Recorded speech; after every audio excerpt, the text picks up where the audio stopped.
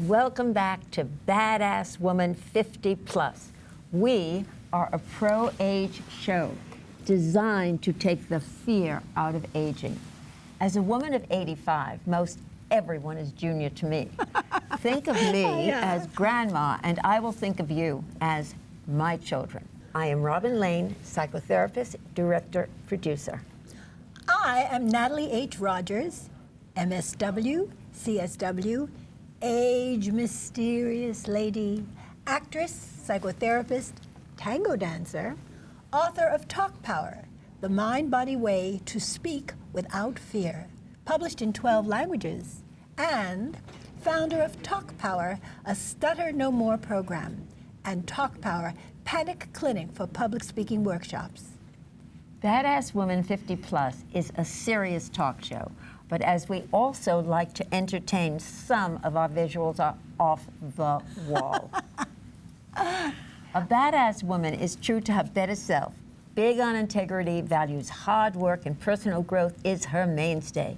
A fully functioning badass scares off many lesser dudes because she's the most righteous and smartest woman in any room. And we all have some badass in us, and our mission, children, is to guide in the strengthening of those badass muscles. Today's focus will be on the hard work it takes to reinvent yourself. Now, whether reinvention is due to a personal loss or a professional change of circumstances, or simply a desire to expand your horizons through our personal stories, those of our accomplished guests, and our knowledge of the psyche, we will be like white on rice on this. Reinvention. Remember that word. Reinvention is about leveraging the past, its successes and failures with the lessons learned. Self-reinvention after the age of 50 seems risky, like you're throwing away a lifetime of experience. Staying at a job you do not like is a risk. Retiring and doing nothing is a risk. A bad relationship is a risk. There are always risks to take. But reinventing yourself and taking on new challenges results in growth. At 50, one has lots of experience. We've been around the block a few times and been through changes. There's also no question that as we age, a sense of doubt kind of creeps in. Well, self-doubt can occur with any major shift in life, no matter the age. In 1967, at age 33, I was widowed, filled with doubt, fear, and sorrow. The loss of a beloved is painful enough, but there were other changes which included financial adjustments and the loss of social connections. I felt like I was disappearing. My unmarried friends could barely fathom my lack of resilience, and the married women we'd know now viewed me as a threat. At night, as crazy as this might sound, I would put on my dead husband's shoes, sizes too big for me, and clump around the house, and that was the only thing that soothed me. It was the late 60s, and the anti-war movement was heating up. I threw myself into political activism with passion, and in time made new friends and found new meaning. My enthusiasm for performing had waned and was replaced with the desire to produce. Now, perhaps the loss of control over my personal circumstances led me to want more control over my career, or maybe I just liked bossing people around. Finally, the ability to adapt to change, a trait needed for reinvention, was mine. I would call on this resilience countless times in the years ahead. Children, for reinvention, you need to be able to bounce back. Resilience is essential. Well, Robin, it was much different for me. My first reinvention was a breeze. I experienced no self-doubt, not because I was young. It's always been that way. That's how I am. At 18, because of my looks, the manager of the music department where I was employed demonstrating exercise machines said he had a band in a bar and asked if I would like to audition. I jumped at it. I was always dreaming of reinventing my life to have a more exciting one than the ones I'd seen in my neighborhood. I dressed in a tight, sparkly, low-cut number and went to the club where, to my eyes, his three-piece band looked as good as a symphony orchestra. I knew just one song, Embraceable You, and I sang my heart out using gestures I'd seen in the movies. I nailed it. Next thing I know, I'm getting a musician's union card and singing at weddings and bar mitzvahs. I knew that to earn my living singing, I'd have to up my skills. So I spent every moment I could taking singing lessons, learning all the songs of the day, and practicing scales until it drove everyone within distance insane. Determined to make my dreams come true, I labored until my voice and my performance were musical and professional. Before long, I was earning my living as a singer. That was the first of many, many reinventions ahead. Self-reinvention does require discipline because you've got to master new skills, but another must is being able to cope with uncertainty. Now, many women stay at jobs and in relationships that are deeply disappointing because of habit and routine. Psychologically, predictability makes us feel a sense of purpose. Change is the opposite. Right. You know, it takes at least 2 to 8 months to adjust to leaving behind what's been a part of your identity. So, out there, anyone intent on taking a new path must take the time to become adjusted to leaving the familiar behind and going about getting their support system in place. Create a plan by listing all of your options, write them down and put it on your refrigerator. Reach out, make new connections, reacquaint with old ones. Talk to people who have made similar changes to get the real perspective on what could be in store. Performing since the age of 15, the entertainment industry had been my world. In 1976, at age 42, I said adieu and went back to school to study psychology. Now, my classmates were a decade or more younger, and other than our studies, we had little in common. At times, it felt like I was in a rowboat, lost in the middle of the Atlantic Ocean. But it was around this time that I had started resistance training, and back then there were only a handful of women in weightlifting gyms. Now, like me, they were all oddballs. So we quickly related, and suddenly I had a new support group. When it comes to self-reinvention, leaving behind what is familiar and comforting is hard, and was hard for me to do. But having the security of a coterie of like-minded women meant the world to me. I needed others to rely on, and fortunately for me, I found them. Now, unlike analytic training, where I had to do what the institution required, getting involved with an activity that was of my own choosing, the statistical odds of my finding like-minded friends were very much in my favor. Life lesson learned. Robin, let's say you've changed your job or you've divorced or something has happened, you've relocated, and your familiar support system is not there anymore. You need to socially reinvent yourself. An easy way to do that is through Meetup. Meetup is an online international service used to create groups that host in-person events.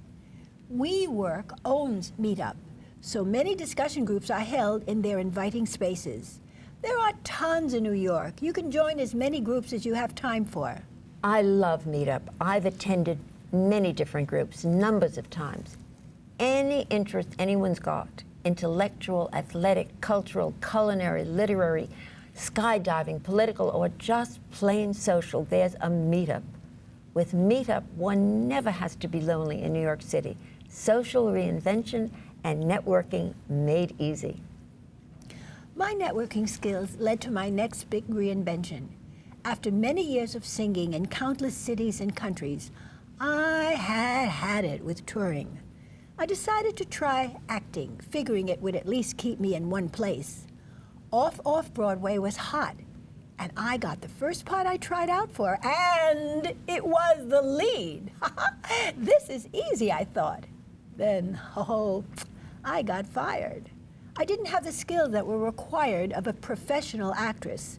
I knew I could do it. I started to actively network. Fast forward, and I am cast in what then was considered a soft porn film, and today would get an R rating. The movie wound up in the Cannes Film Festival, favorably reviewed by the New York Times and the Post. And my name, Natalie Rogers, was up in lights at a cinema in Times Square. A second self-reinvention. You're 50 plus, and you want to reinvent yourself professionally. You've acquired new skills. Yeah. And you need to know where to look for this new job. You start with companies whose customer base is older people. Look for smaller companies. They have fewer applicants, less competition. Go to LinkedIn and search by company size. Target smaller companies that don't have a recruiter or money for job postings. If you're applying for a job that appeals to you, but it pays less than your last, be upfront. If you're willing to take a pay cut, say that. If you are switching industries, say you understand you may have to work your way up. One of the keys to getting hired is getting to the front of the line. When a job is posted, they may have as many as 200 applicants. Say 10 reach out directly to the hiring manager. Now they will likely get their application reviewed. Finding the hiring manager is not as hard as you would think. With a little research through Google and LinkedIn, you probably can find the company directory and the name of the person you're looking for. In the late 90s, simply wanting to expand my social network turned into a reinvention. Happily living in sin for a decade and having established a successful psychoanalytic practice, I knew that joining a group that shared my interests was the way to go. I researched. The Chaîne des Rôtisseurs was an international culinary society founded in Paris with roots dating back to 1248. Members were invited to outrageously extravagant dinners and galas, which surprisingly weren't as expensive as they looked. After spending so many years putting my nose to the grindstone, this meant dress up and party time, just what my vanity was longing for. Now, everyone seemed to know everything about haute cuisine and fine wine, and maybe they were drunk half the time, but no one seemed to have any mental problems, at least none that showed. Now, though I knew nothing about wines, as pot had been my high of choice, I figured that if I wrote a column for their international magazine, members would know I existed. How hard could that be? This opened the doors to a lot of research on wines, which led to a level of travel that I never knew existed. All I had to do was contact whoever wrote a column like mine in any city in the world that had a Chaîne chapter. And when I got there, the red carpet was laid out. I was the guest of honor all over the world, from New Orleans to Istanbul. Children, for any kind of successful renewal, you have to be flexible and willing to take on a new role. Now, this is generally accompanied by a lot of anxiety, because in the beginning, you really don't know what you're doing. Be prepared to fail that as you forge ahead. As for me, due to my social networking skills, I knew tons of theater people. I was still longing to act on the stage, so I convinced a playwright I met to let me produce and star in some of his work. I rented a tiny theater for 2 weeks, the Playbox, cast the play, and found a director. My life was about to change once more. The director, Harold Herbstman, ultimately became the love of my life and my husband. Together, we formed the Dove Theater Company, one of the most successful not-for-profit theaters and an anti-war theater of the day. He also helped in my development as a highly skilled actress. I say helped because my capacity for hard work, risk-taking, and willingness to learn played an equal part. You know, lots of people have innate ability, but developing it to a professional level takes the badass attitude of letting nothing stop you from pursuing your goals. To quote the Huffington Post, Our guest is the inspirational Linda Langton of Langton's International Agency. It's a boutique literary agency that specializes in helping authors sell their book. Her career path has spanned the globe. Welcome, Linda. We are delighted to have you here on Badass Women 50 Plus. Thank you so much. I'm thrilled to be here. Linda, the theme of our program today is self-reinvention. Now, you emigrated from England to Australia, and you founded a very, very successful business.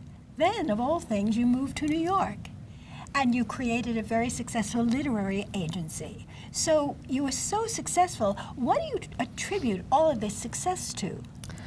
Well, I think originally it probably has to do with my upbringing.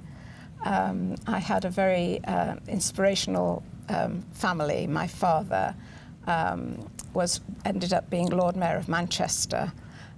He really cared about people, and so he just after the war he decided that he wanted to make the world a better place. So he became a councillor in the local government to help people go from what was really a very poor district with two up, two down, with the toilets and everything were in the back, to make this a much better place for people. So he did he did some wonderful things, and he grew in stature and became an alderman and then Lord Mayor of Manchester. So he was your inspiration? And he was my inspiration, yes, and to help people and to be inspiring. He really was inspiring. He sounds like an absolutely marvelous man. Well, he got the CBE for the work that he did. What is the CBE? Commander of the British Empire. Oh, wow. Yes, he was very special. What prompted you to move to Australia in the first place? I got married to an Australian. The marriage lasted 8 years, and he eventually joined the Trade Commissioner Service, and we went to Brussels for a year. During that period, my background actually is hotel and catering management.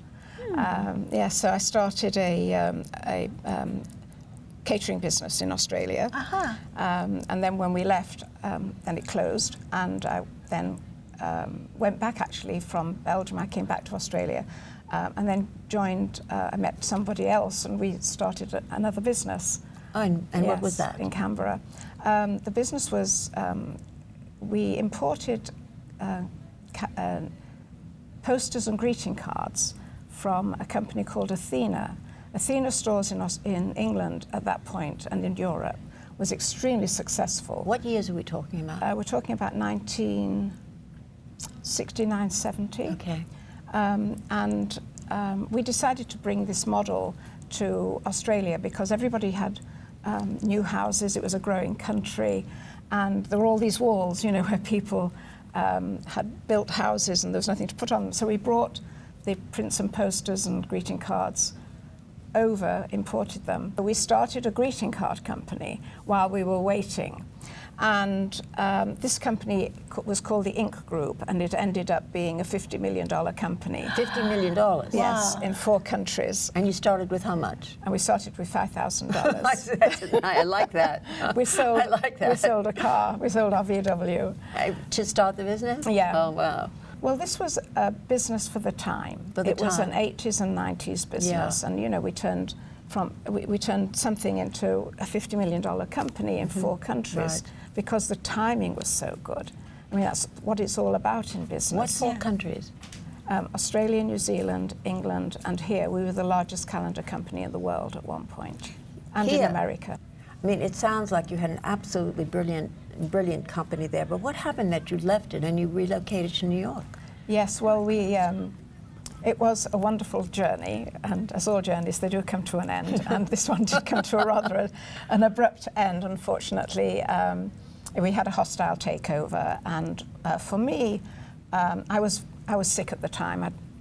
I was ill, and so for me, it was just an ending.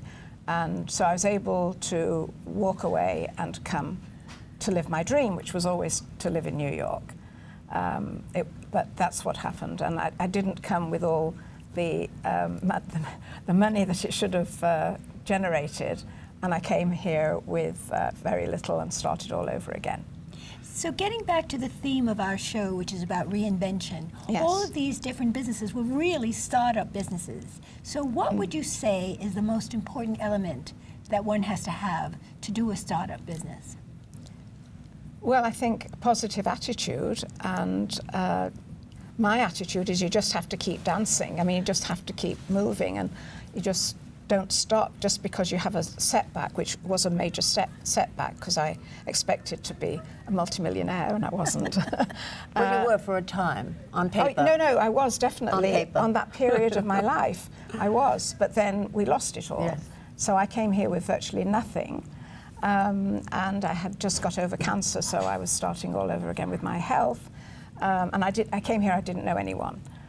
But this was my dream. You knew no one? No, I didn't know anybody in New York. You're a badass. I mean, that is the quintessential badass. No, I didn't know a soul in New York. Tell us about your literary agency. Okay, so I came here and I had to work. Unfortunately, I was hoping not to have to work, but I would have worked anyway because that's who I am. But so well, it was very serendipitous. One of my clients, who was a wonderful photographer, was looking for an agent. And I didn't know what an agent was at that point, but he said to me, would you like to be my agent, seeing you're in New York? I said, okay, I'll do that. And so he said, well, I'll send you my book. It was beautiful photography. And I said, okay, now what do I do? So I rang up the various publishing companies to find out who actually does photography publishing. And I didn't know who to ask for, so I'd asked the switch, and I think I have a secret weapon, which is my English accent. Because the switch, who shouldn't normally do that and wouldn't normally, I said, who do I speak to for photography publishing? And they actually found me the person. And so that's how I started, and people heard from, I don't know how they did, but eventually I started to get a nice little portfolio of books around, and that's how I got started, from nothing really, and knew nobody in the industry. How long did that take? Yeah, that's what I wanted to know. Well, I've been doing it for 17, 18 years now. But how long did it take before you actually could see some kind Well, of it took me income about 4 years, 5 years. of struggle? Yes, Yeah. terrible struggle, yes. I mean, yes, it was all money going out and no money coming in, and I really didn't have very much money, and it was very, very tough, yes. And your clients, you get clients how? Oh, well, I've got a very good, well, if I say so myself, I've got a pretty good reputation now, so people are always wanting me to be their agent. But when I first started, nobody knew who I was. But I was very fortunate. I happened to be at a party, and I can't remember how I got there, but I met Mrs. Pataki's chief of staff. And she heard that I was a literary agent. I was chatting to her. And she said, oh, Mrs. Pataki wants to do a children's book. So I said, oh, well, I'll help her. You're talking about the governor's wife? Yes. Right. Yes. And she said it's an illustrated book. So I thought, well, all my whole life I've been doing illustrated work. This is just down my alley, although I knew nothing about illustrated books, of course. So I said, yes, I'll help, of course. So anyway, I looked up. In those days, you didn't have online so much. It was the beginning of the turn of the century. And so I looked up, I don't remember where I looked up, but it was probably in the telephone book or something, to look up, top illustrators. And I found a fantastic illustrator and sat with her. I talked to Mrs. Pataki what she was looking for, and together I put together a really beautiful book, I thought. And it was going to be, because of my brain, not just this lovely little, it was a young children's book, a young girl and a dog, Madison and New Yorkie, and a Yorkie, Madison and Yorkie. It was going to be Madison in New York. Like the LOEs? Yes, and I was going to take her to LA, I was going to take her to London, I was going to take her all over With the her world. dog.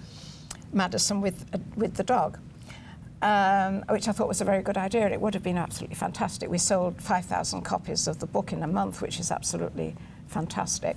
Linda, as someone who has traveled and lived in so many different places and reinvented yourself repeatedly, what would you advise our viewer, our 50-plus woman, if they need to reinvent themselves? Well, I think the first thing I would say is that you have to understand that within yourself you have inner strength, and you have to call upon your inner strength when the chips are down, and I can tell you the chips have been down quite a lot for me because I didn't know anybody here. I mean, it was a dream, and you have to live your dream, and that I believe in absolutely. And when you actually start living your dream, it's not like you think it's going to be. At least mine wasn't. It was tough. And somehow you just have to keep dancing. And that is my mantra. You have to keep dancing. And it's not easy. And that is what I would say to our viewers. It doesn't matter what age you are. And I came here, I was over 50, to come to New York at that age. I've wanted to since I was 12 years old. And I felt that, I had to do what I had to do that when I lie on my deathbed. I have to say I did it all, right? I've done it all now. Not that I'm going to die, but, And I think that's what you have to do. You have to really live, have to do everything you really want to do in this life. We've only got one. And when the chips are down, you just have to say to yourself, right, dust yourself off and keep going. That's my mantra. And if I ever write a book, it's going to be called You Just Gotta Keep Dancing. That's your secret to reinvention, that and your British accent. Oh, the British accent, yes, of course. Linda, thank you so much for being our guest on Badass Women 50 Plus, because you exemplify it. Oh, thank you so much. Thank you so much, Robin. Thank you, you, Natalie. The poster girl for reinvention. Thank you, and thank you, everybody. Thank you. You so enhanced our show. Thank you. Okay. Natalie, we really haven't touched on the aspect of reinvention after divorce, when children are involved and there is the issue of dating. It's less troubling, of course, when children are grown and living elsewhere, but as most divorcees discover, it's always complicated, just more so with younger kids. In addition to discovering the time that it takes for you to come through the adjustment period, there is the family's new norm to cope with. It's best not to go this alone. That's where the guidance of a therapist, a minister, or a life coach whose job it is to understand the transition is valuable. They will really help you to not obsess on the mistakes your ex made. Most children of divorce harbor the fantasy that eventually their parents will get back together. Dating too quickly can smash this dream, forcing them to prematurely cope with yet another disappointment. Understand this, and you'll realize that it's best to keep mum about going out until enough time has passed and you see that they have adapted to this new way of living. Let's close by agreeing that when all is said and done, getting your ducks mentally and professionally in order makes reinvention at any age an opportunity for growth and fulfillment. Look at us. I'm 85. And I'm definitely 50 plus. This is our first venture into TV. I became a psychotherapist at age, get this, 43. And we are staying badass. See you next time.